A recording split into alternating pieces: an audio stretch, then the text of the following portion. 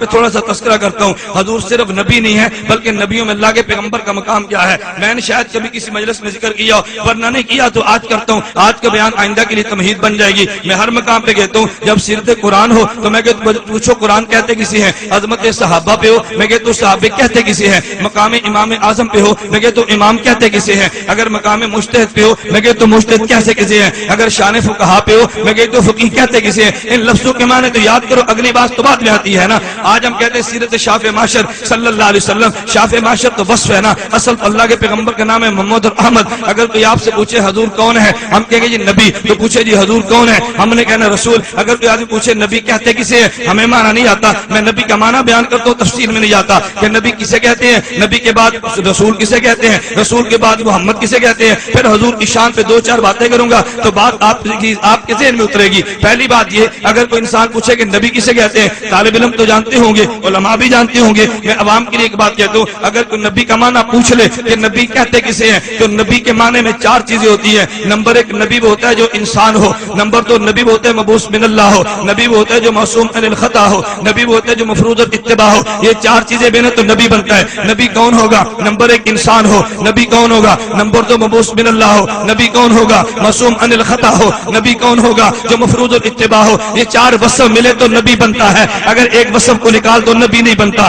یہ وصف کسی اور میں ثابت کر دو ختم نبوت نہیں رہتی. نبی کون ہوگا, نمبر 1 انسان ہو. آپ سے کو پوچھے گا بھائی انسان کسے کہتے ہیں, تمہیں انسان کا معنی بھی نہیں آنا, میں پکی بات کہتا ہوں تمہیں انسان کا معنی بھی نہیں آنا. وہ انسان کہتے کسے ہیں, آپ نے کہنا کیوں نہیں آتا, یہ انسان ہے, یہ انسان ہے, یہ انسان ہے. کم عقل, یہ انسان کی تعریف نہیں انسان کی مثالیں ہیں. مثال اور ہوتی ہے تعریف اور ہوتی ہے. یہ پوچھے بھائی انسان کسے کہتے ہیں, نور و بشر کے جھگڑے ختم ہوتے ہیں اگر انسان کا معنی آتا ہو. انسان کا معنی حضرت شیخ محدث حضرت شیخ موزی القرآن کے مصنف شیخ عبد القادر نے کیا, رفیع الدین نے کیا. انسان کا معنی کیا کہتے ہیں, انسان وہ ہوتا ہے جو محسوس ہو اور ذو عقل ہو, آپ اس کو پکڑنا چاہیں تو پکڑ سکیں اور اس میں عقل بھی ہو. انسان وہ ہوتا ہے, ملائکہ انسان نہیں ہے, ملائکہ ذو عقل ہے محسوس نہیں ہے. جن انسان نہیں ہے وہ ذو عقل ہے مگر وہ محسوس نہیں ہے. اور اس کے علاوہ جانور انسان نہیں ہے, جانور محسوس ہے مگر ذو عقل نہیں ہے. انسان وہ ہوگا جو محسوس بھی ہو جو ذو عقل بھی ہو. تو جھگڑا صاف ہوا نا, نبی بشر تھا یا نور تھا, پوچھو بشر کا معنی کیا ہے, نبی بشر تھا یا نور تھا, پوچھئے نور کا معنی کیا ہے. جب نور اور بشر کا معنی ہوگا تو مسئلہ عقیدے کا حل ہوگا.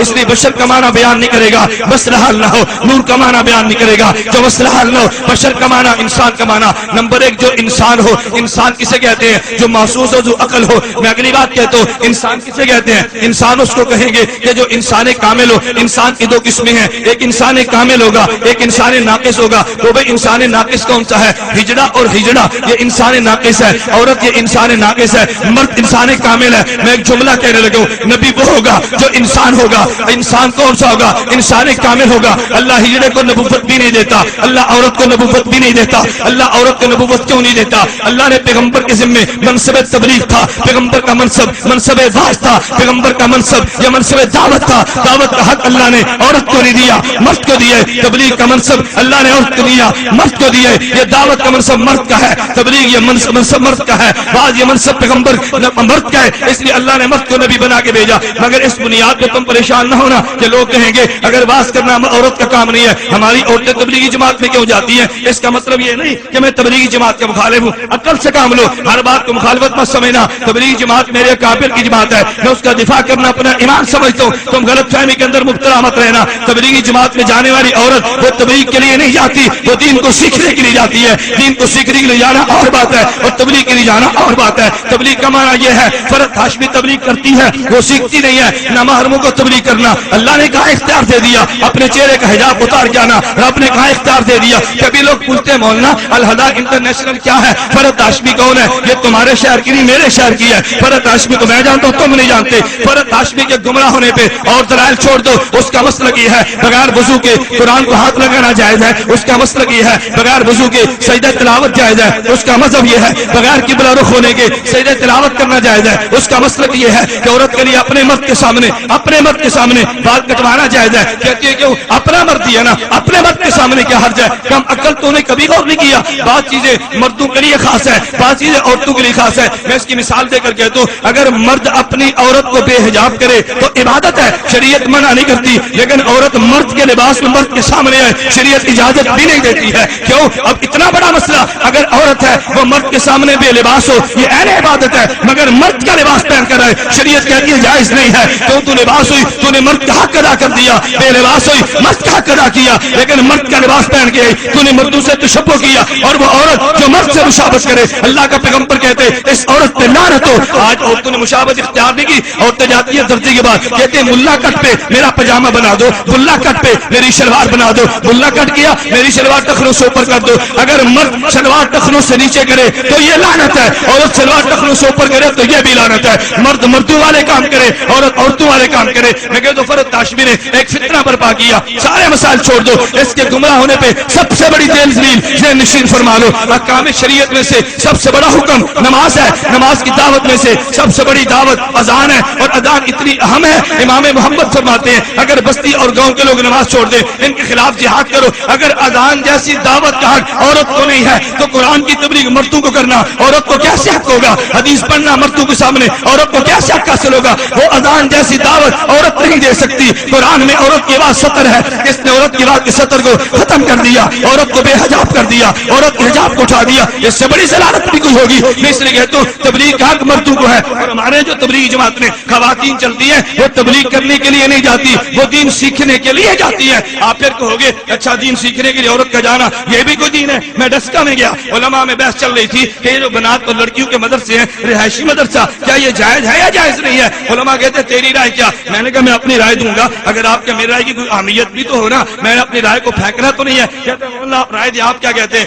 میں کہتا ہوں بنات کا رہائشی مدرسہ تو اللہ کے قرآن سے ثابت ہے، کہتے ہیں قرآن سے ثابت ہے۔ میں نے کہا ثابت ہے مگر تمہیں نظر نہیں آتا، اگر تمہیں نظر نہ آئے نقصان تمہارا ہے میرا تو نہیں ہے۔ کہتے ہیں کہاں پہ؟ میں نے کہا مریم کی والدہ نے منت مانگی، اے اللہ اگر تم مجھے بیٹا دے میں تیرے دین کے لیے پیش کر دوں۔ اللہ نے بیٹی دی تو مریم کی والدہ چیخ اٹھی رب انی وضعت انثى، اللہ میرے گھر میں عورت پیدا ہوگی، میں تو دین سکھانا چاہتی تھی۔ اللہ نے فرمایا ولیس الذکر کالانثى، جو بیٹا تو نے مانگا تھا وہ اس لڑکی کی طرح نہیں ہے جو میں نے دی ہے، یہ لڑکی اس سے بہتر ہے جو بیٹا تو نے مانگا تھا، تو جا اس کو دین کے نام پہ وقف کر دے۔ مریم کی والدہ گئی اور بیت المقدس میں لے کر گئی۔ علماء رہتے تھے اس دور کے فقہا، اس دور کے نبی بھی تھے، زکریا علیہ السلام کہا یہ میری بیٹی لے لو۔ کیوں لائے؟ میں چاہتا ہوں یہ دین پڑھے۔ کہاں رہ کے؟ مریم اپنے گھر میں نہیں بیت المقدس میں رہ کے پڑھے۔ اگر روزانہ آتی اور جاتی تو میں کہتا بنات کا یہ رہائشی مدرسہ نہیں تھا، یہ بنات کا رہائشی مدرسہ نہیں تھا۔ انہوں نے کہا میری بیٹی آپ کیا ٹھہرے گی، یہ دین پڑھے گی۔ علماء جمع ہوئے، ان میں بحث چلی اس کو پڑھانے کے لیے لے کو کیوں؟ جب بڑے خاندان کا بیٹا ہو ہر کسی کا فیصلہ تو تربیت میں کروں، بڑے خاندان کی بیٹی ہو تربیت میں کروں، وہ سعادت سمجھتا ہے۔ علماء میں بحث چلی، حضرت ایک رائے قائم ہوئی کہ تم ایسا کرو دریا میں کرے اور قلم ڈال دو۔ قرآن کہتے وما كنت لديهم اذ يلقون اقلامهم ايهم يكفل مریم، اپنے قلم کو دریا میں ڈالو، جو مخالف سمت میں چلے وہ مریم کو کفالت کے لیے لے لے۔ کرے کو ڈالا گیا، پورا زکریا علیہ السلام کے نام نکلا۔ زکریا مریم کے خالو بھی تھے اور وہاں کے نبی بھی تھے۔ اب میں آپ سے پوچھتا ہوں حضرت مریم کو مریم کی ماں نے کہاں رکھا؟ بیت المقدس میں رکھا، دن کو بھی وہاں رات کو بھی وہاں۔ زکریا تبلیغ کے لیے جاتے، تالا لگا کر جاتے، واپس آتے دروازہ کھولتے۔ مریم کو دین کے لیے حضرت مریم کی والدہ نے بیت المقدس میں بھیجا، یہ دینی مدرسہ تھا، ام مریم کا رہائشی مدرسہ تھا۔ میں اگلی بات کہتا ہوں علماء نے مسئلہ وضاحت کے ساتھ لکھے، ایک مسئلہ اللہ قرآن میں بیان کرے، اللہ تردید نہ کرے، وہ محمد کی شریعت ہے۔ اللہ کے پیغمبر حدیث میں گزشتہ مسئلے کو بیان کرے، تردید نہ کرے، وہ محمد کی شریعت ہے۔ مسئلہ رب نے قرآن میں بیان کیا،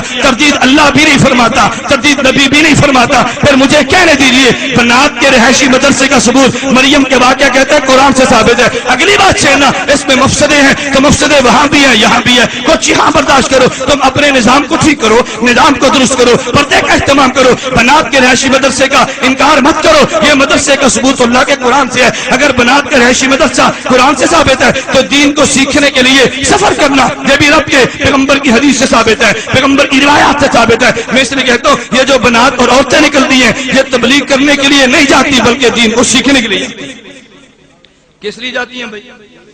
لوگ کہتے ہیں تم کہاں جاتے ہو؟ تبلیغوں کو سمجھاؤ، ہندو کو تبلیغ کریں، تبلیغوں کو سمجھاؤ، سکھوں کو سمجھائیں، ہم تو مسلمان ہیں ہمیں کیوں سمجھاتے ہو؟ میں کہتا ہوں اس لیے تمہیں سمجھاتے ہیں، اللہ نے قرآن میں کہا یا ایھا الذین آمنوا آمنو، یا ایھا الذین آمنو آمنو، اللہ کہتے ہیں ایمان والو ایمان لاؤ، ایمان والو ایمان پہ ثابت قدم رہو۔ یہی بات تبلیغ جماعت والے کہتے ہیں ایمان والو ایمان پہ آ جاؤ۔ یہ تو قرآن کی دعوت ہے، اپنی دعوت تو نہیں ہے۔ وہ قرآن کی دعوت ہے تجھے اچھا نہیں لگتا ہے تو قرآن کا داعی اور تبلیغ جماعت کی دعوت کو رد کرتا ہے۔ میرے دوستوں میں عرض کر رہا تھا نبی کون ہوتا ہے؟ جو انسان ہو۔ نبی کون ہوتا ہے؟